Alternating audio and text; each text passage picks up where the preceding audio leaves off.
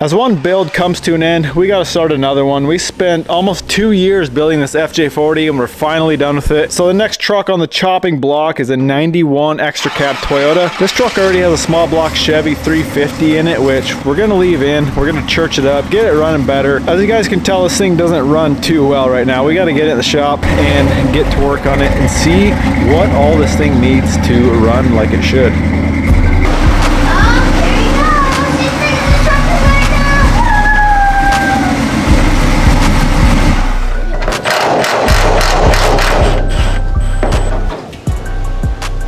Well, we finally got this truck in the shop. We got to tear this thing apart and see what this thing needs. First thing I want to do is drain the oil because I think it's dumping fuel. I originally thought it was coolant in the oil. It's really, really runny, but it smells, to me, it smells like fuel. So I want to drain all the oil out, get some fresh oil in it, and it sounds like it's missing really bad. I don't know, it could be something with the timing, maybe spark plugs, maybe wires, I don't know. It probably needs a bunch of different things, but I want to get this thing running halfway decent so we can go drive it. I want to make sure before we tear it all apart, I want to make sure that the transmission shifts like it should. Now it's got a turbo 350 tranny. I'm not sure what transfer case it has, but I want to make sure, like I said, I want to make sure it shifts like it should because it does have a pretty nasty leak. But if this thing is having shifting issues and something's messed up with it, we're probably gonna find a new tranny or rebuild this one or do something with that. But if it is good, we're probably gonna just fix the leaks. So a quick walk around of the truck. Like I said, this is a 91. It's got a 4-bolt main, small block Chevy, which I have all the paperwork on. It's got a cam, headers, carburetor. It's got the aluminum Flowtech heads. It's got a lot of stuff done to it, and it was just rebuilt. So it should be a healthy motor. It's just something with the carburetor screwed up. It's got a coolant leak right here. The truck itself isn't too terrible. It's gonna need some attention on the paint, the hood, the roof, tops of the fenders are peeling. As far as body damage, the bed here, you can see it's got a little bit. I mean, it's got its scrapes and scratches. The tailgate has got a big dent right there. These corners are always smashed in from bumpers hitting them. You get hit in the rear, the bumper smashes into the bed. Pretty normal stuff, but honestly, all in all, this thing isn't terrible for body wise. Interior definitely needs some work. I already got a lot of the parts for the interior. This guy just took like some ABS plastic, kind of patched it together, but it's gonna need, obviously I want to do a better shifter. We're gonna do some new seats, get this entire dash looking better. As far as gauges, I'm not sure what we're doing. It's just got this big Summit gauge, which I don't like. I like having everything in the dash, so we might be building a custom dash for it, but either way, it's a good start.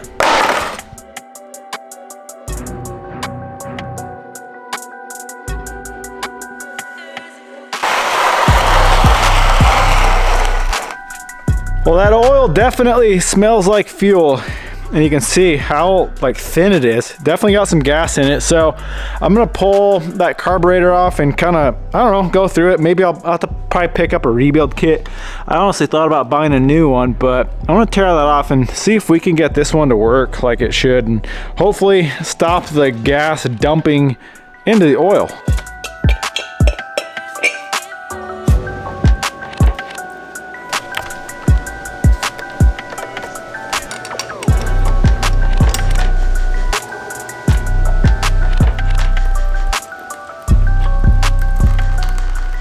Well, judging by this fuel, looks like the first thing we need to do is drain that tank. This stuff is like orange, but either way, we got the carb off. There was quite a bit of fuel down in the intake manifold. You can see there's quite a bit coming out here.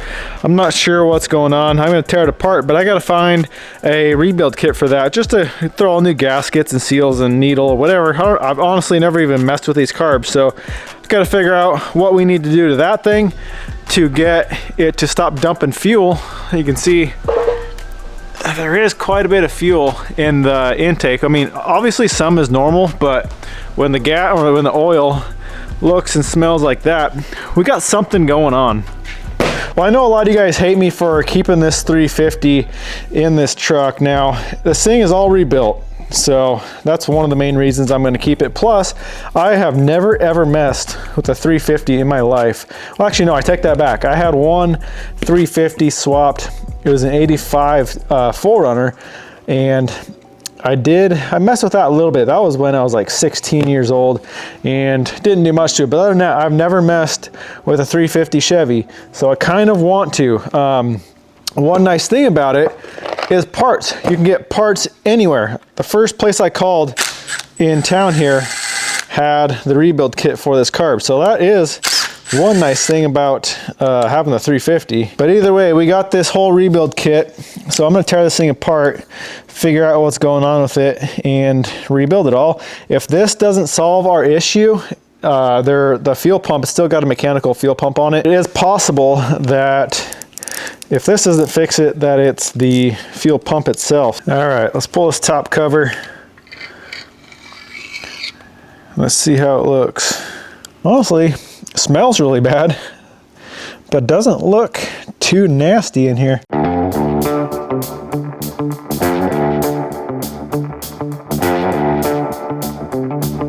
Well, that about wraps up the bottom body of the carburetor. Now we have the top, which has the floats and the needles. I'm suspecting a needle is leaking. It's either that or, like I said, the fuel pump, but we got all new needles. I don't know if there's seats. Yeah, it looks like there's seats in there as well. So we just pull these pins out, pull the floats out, and the needle, and then the seat will need a bigger flat blade.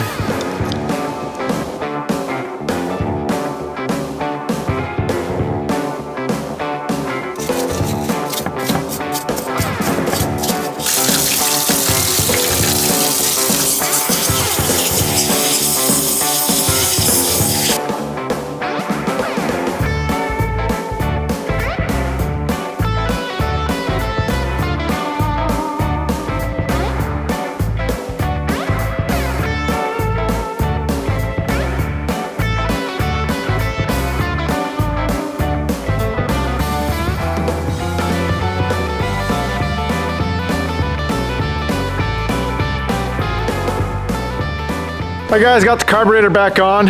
I don't think the carburetor was any of the issue with what we're trying to figure out right now. I think I may have found the issue. So how this is set up right now with the fuel lines, it's got the main feed from the tank up to the pump, and then obviously the line to the carburetor doesn't need to return for this system here. But what I'm looking at here is this is the evap line from the factory evap for the V6 that was, you know, Toyota engine. He has this run right back to the factory return line. So there's nothing venting this gas tank right now. And I've actually had this happen before. When the gas warms up in temperature, obviously it expands and it has nowhere to go because there's no vent in the tank. The only place for pressure to go is up this feed line. I think what happened is the tank just pressurized and it just automatically pushed fuel all the way up into the carburetor and is just dumping fuel. That is possible. For right now, I'm just gonna pull this off so this evap hose will vent the tank so that doesn't happen again if that was the issue. But we need to drain this tank out. So I think what I'm just gonna do is just pressurize the tank, kind of what I'm thinking right now. I'm just gonna take some air, pressurize the tank, and it should blow fuel out of that feed line. Let's test it and see if that actually works. Look at that, guys, we already got issues. I pulled that line off and you can see it's bubbling out fuel out of that line there. So something's going on here. Maybe this is capped because this should be venting it. Yeah, I'm blowing in there right now, and that must be capped off. So this return line is just full of fuel right now. I don't know, there must be something to this because we shouldn't be bubbling fuel out of the return line right there right now.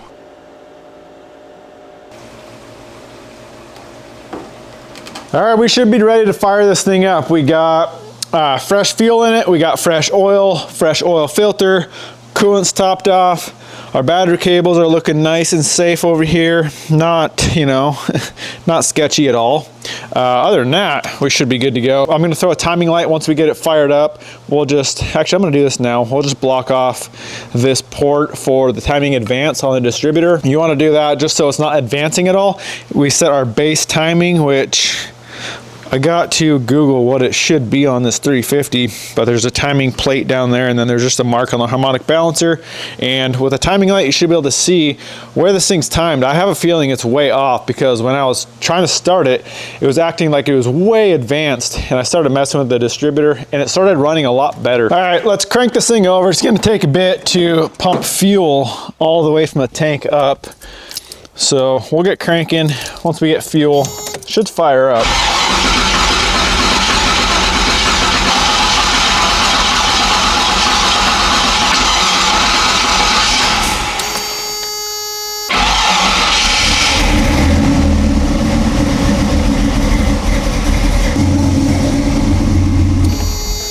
Well, it seems to be running a little bit better, but I cannot find the timing mark. I'm gonna have to make you can put a little paint on it to make it actually visible. I'm just gonna turn this motor over by hand until I find that mark. All right, looking down there, you can see there's that plate with the timing marks, and then underneath it, there's a mark that I put white paint inside of that cutout, and then you just wipe the paint off of the outside, so you get a nice clean mark in there. Now we can fire it back up and see if we can see that. All right, online it said 10 to 12 degrees, so we got it set for 10 degrees, and hopefully you guys can see that. I doubt you can, but anyway, you can see the mark flashing on the 0 on that timing plate, so we should be good for timing now.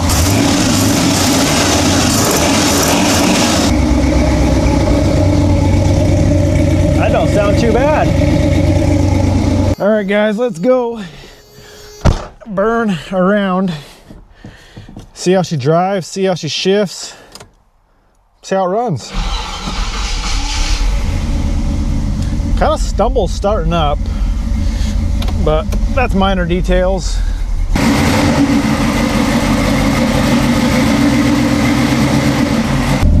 It still feels like it's missing.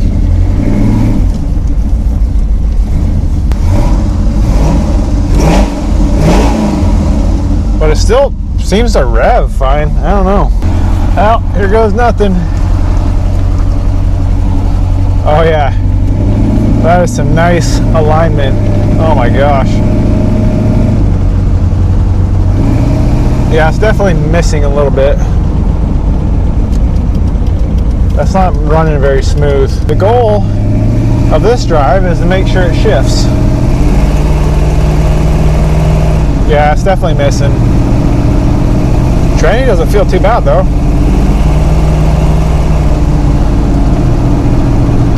Seems to shift just fine.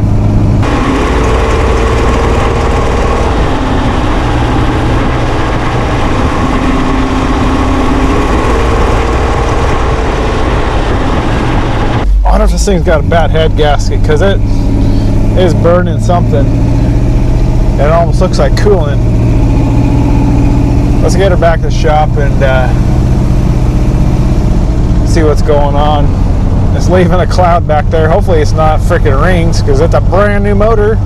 In neutral it seemed to rev just fine, but under a load it don't like it. Leaving a cloud of smoke.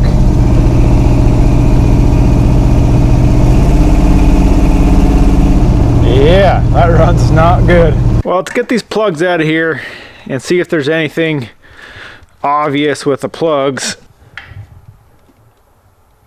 Well, we got these plugs out, and I see one major problem. It looks like this cylinder right here, which is the rear driver's side, looks like it's not firing at all. That plug doesn't, it looks brand new. There's no carbon at all. You can see all these ones are black.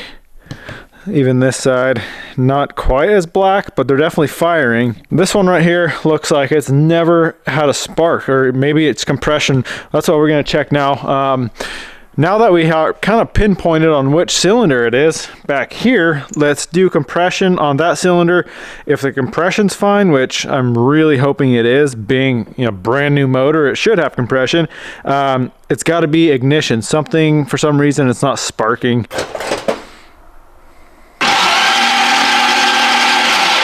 Well, that's definitely not what I want to see. The gauge didn't even move. I'm going to go through and check all the other cylinders, make sure all the other ones are okay, And then it could be valves. Now, I kind of doubt it. These heads are brand new. Maybe he messed up something. I don't know. We got to pop valve covers off. If not, looks like we're diving into the bottom end, but I want to check all the other holes, all the other cylinders, make sure they all got decent compression, and then we'll dive into this one and see what is going on.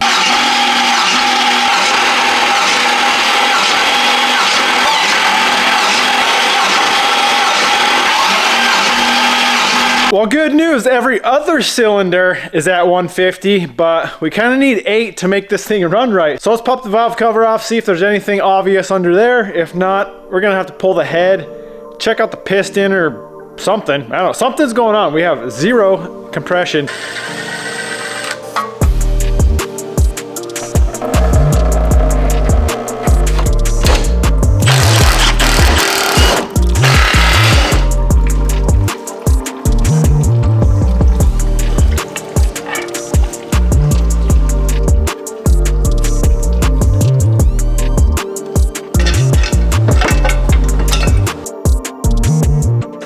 Well, engine is out. Let's rip that head off, see what's going on. Look at this mount though.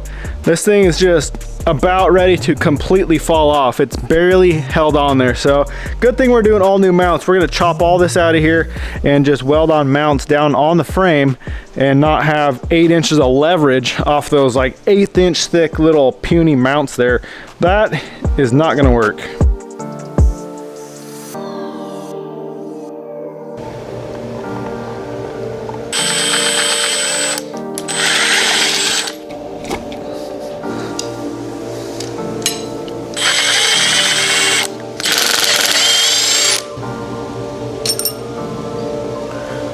Well, I'm still confused. Everything looks really good. The piston, I mean, we can't really tell yet. We need to pull that thing out, but the head, everything looks really good. Obviously, it's nice and clean. This thing has never had compression since this motor was put together. You can see it's never fired. So everything looks good here. I'm gonna try to put some pressure into the intake port just to make sure that the valve isn't leaking before we tear this thing down, but I have a feeling we're tearing it all the way down.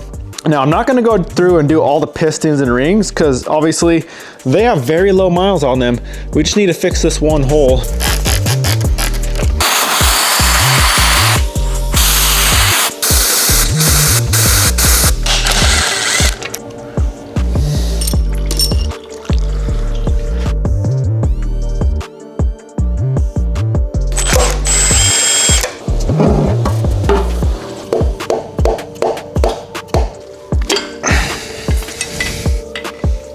All right guys, pulled the number 7 piston out. Everything looks absolutely perfect. The piston looks fine, the rings are fine. I don't really know what's going on here. Obviously, with 0 compression, you would think it'd be so easy to find. I'm almost thinking it has something to do with the rocker adjustment, even though I did that twice and checked compression. That's the only thing I can think of. The heads, I know seal. I dumped water in the intake port and the exhaust port. I know those valves are sealing. I don't see any cracks. The head gaskets look just fine. So I don't know. I think I'm gonna throw the piston and rings back in. I'm gonna go get new head gaskets. I'll throw just this side head on and get the push rods and everything in and check over the adjustment on those rocker arms one more time, I guess. That's the only thing I can think of. Obviously, with 0 compression, you would think it would be so obvious. I mean, it'd be a huge crack or a piston ring that's completely broken in half or something, but I don't see anything. Everything looks perfect.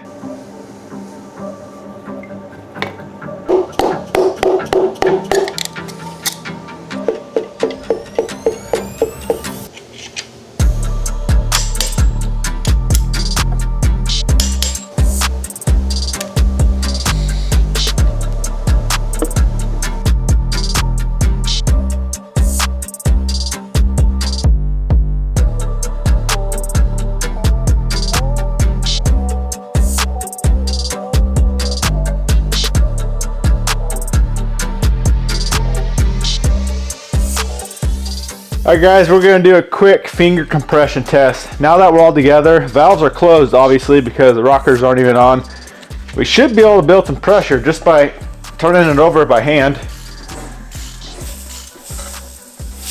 Yep, there's some pressure. It's sucking my glove in there, and now we're building pressure.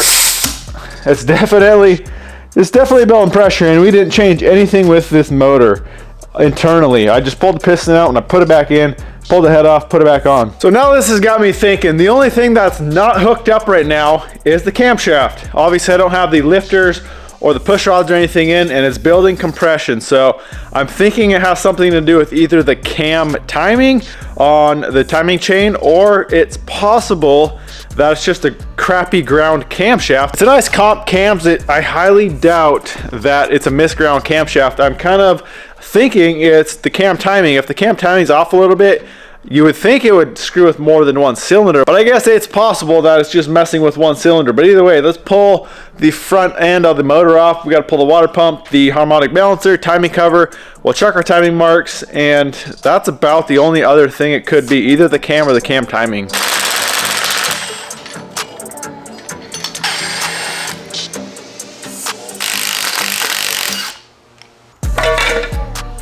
Would you guys believe me if I told you I tore apart this entire engine down to the piston because of a lifter? Yeah, well that's what I did. I got this thing all the way torn down, got it put back together. We're still having issues. And then I noticed as soon as I would take the preload off of the intake valve, off of the lifter on cylinder 7, I would get compression. So I'm like, what is going on here? I got to looking at the lifter closer, and this plunger, you can see there's the inside plunger, or maybe that's not what you call it, but the inside is supposed to move. This thing was completely bottomed out in the lifter. So when I was going to put preload on the lifter, it was actually already bottomed out, so it was opening the valve. That is the only issue with this entire engine. So I spent, what, two, almost 3 days now. So I don't know why this thing was stuck. I took it all apart, I cleaned it, and now it works like a champ. So I'm just gonna put this one back in. I'll keep an eye on it, and hopefully it'll stay moving like it should. When I blew it out, there was some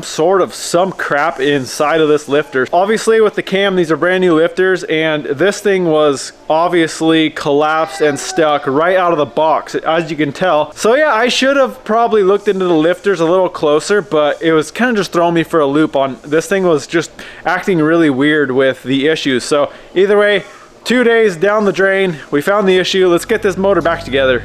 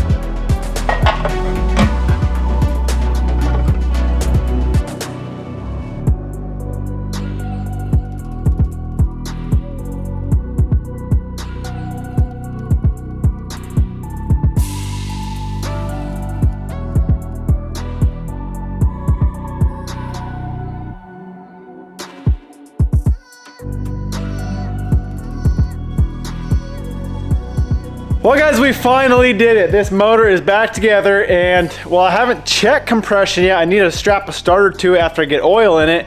We should have compression on all 8 cylinders. So this thing should go back in and run 1,000 times better than it did before. Now I did find a few other issues with this motor, so I'm not super upset I completely stripped this thing down, but either way, I did make a lot of mistakes diagnosing this one. Like I said, I've never really messed with 350s before, so I'm learning.